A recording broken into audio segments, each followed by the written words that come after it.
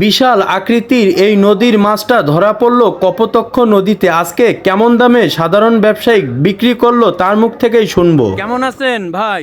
ভালো আছি। বড় কাতলা মাছটা যে বিক্রয় করলেন কয় টাকা কেজি? আপনার 600 টাকা কেজি গাছলাম। আমরা কাস্টমারের কাছে জানতে পারলাম 12 কেজি ওজন। আসলে কি 12 কেজি ছিল কাতলা মাছটা?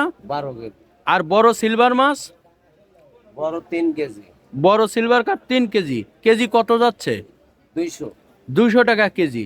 আর বড় কাতলা মাছটা যে 12 কেজি ওজনের বিক্রয় করলেন সেইটার কেজি কয় টাকা? 600 টাকা। 600 টাকা কেজি। থ্যাংক ইউ ভাই। ছোট ভাই কয় কেজি ওজন? 12 কেজি। 12 কেজি।